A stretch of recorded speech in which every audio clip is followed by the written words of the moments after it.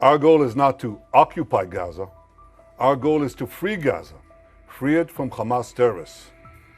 The war can end tomorrow if Gaza, or rather if Hamas lays down its arms and releases all the remaining hostages. Gaza will be demilitarized. Israel will have overriding security responsibility. Given Hamas's refusal to lay down its arms, Israel has no choice but to finish the job and complete the defeat of Hamas.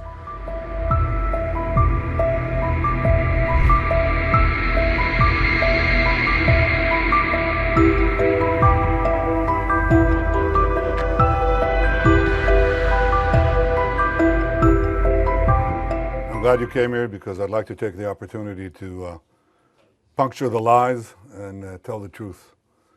The truth is that Hamas still has thousands of armed terrorists in Gaza. It vows to repeat the savagery of the October 7th massacre and to do so again and again and again. It openly professes its goal to destroy the state of Israel. It subjugates Gazans. It steals their food. It shoots them when they try to move to safe zones. And I think it's instructive that now many Gazans are fighting back. They're begging us, they're begging the world, free us, and free Gaza from Hamas. No nation can accept a genocidal terrorist organization, an organization committed to its annihilation, a stone's throw from its citizens. Our goal is not to occupy Gaza. Our goal is to free Gaza, free it from Hamas terrorists. The war can end tomorrow if Gaza, or rather if Hamas lays down its arms and releases all the remaining hostages. Gaza will be demilitarized. Israel will have overriding security responsibility. A security zone will be established on Gaza's border with Israel to prevent future terrorist incursions. A civilian administration will be established in Gaza that will seek to live in peace with Israel. That's our plan for the day after Hamas, and let me summarize it. 5 principles for concluding the war. 1, Hamas disarmed. 2nd, all hostages freed. 3rd, Gaza demilitarized. 4th, Israel has overriding security control. And 5, non-Israeli, peaceful civilian administration. By that I mean a civilian administration that doesn't educate its children for terror, doesn't pay terrorists, and doesn't launch terrorist attacks against Israel. That's what we want to see in Gaza. So it's neither Hamas nor the PA.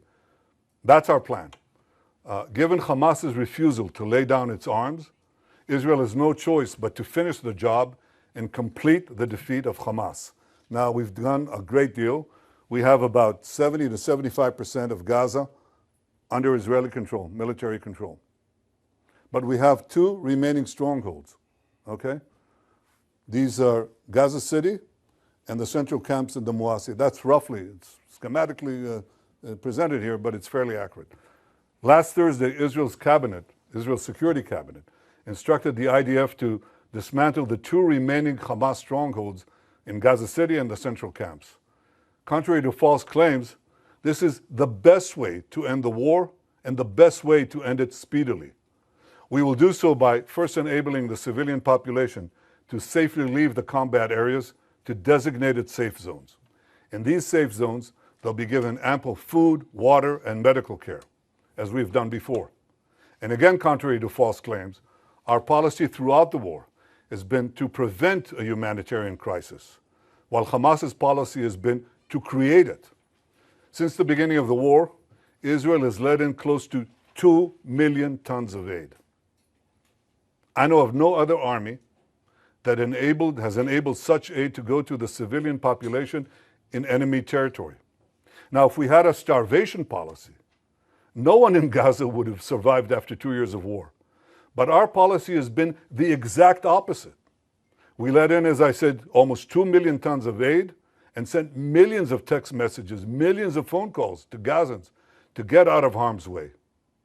Yet in the last few months, Hamas has violently looted the aid trucks meant to get to Palestinian civilians. They deliberately created a shortage of supply. And the UN consistently refused, until recently, to distribute the thousands of trucks that we led into Gaza through the Kerem Shalom crossing.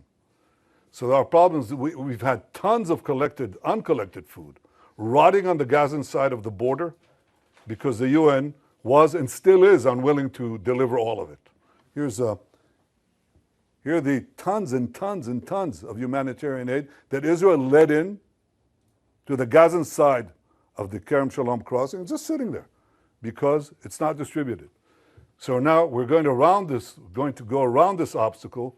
We are going around it by doing three things. One, can I show this, please? Okay. Designating safe corridors for humanitarian aid distribution. No, that's showing the problem, not showing the solution, but here it is. First, designating rather safe corridors for aid distribution. You can drive trucks there and you'll be safe. Second, increasing the number of safe distribution points managed by the Gazan humanitarian foundations. And three, airdrops. That's airdrops done by the Israeli Air Force, and we're inviting others to join us. The result has been a humanitarian surge, which we're coordinating with President Trump and his team, and hundreds of trucks have gone in recent days. This is preventing hunger, but it's not prevented the global campaign of lies that we have all witnessed. So in Gaza, despite Hamas's obstacles, 2 million people are now getting access to humanitarian aid. But I'll tell you who isn't. The only ones that are being deliberately starved in Gaza are our hostages. This is Evyatar David. Look at his hand, at his arm. He's being deliberately starved by these Hamas monsters. And look at the Hamas captor. Look at the difference. He's eating, and he's eating well.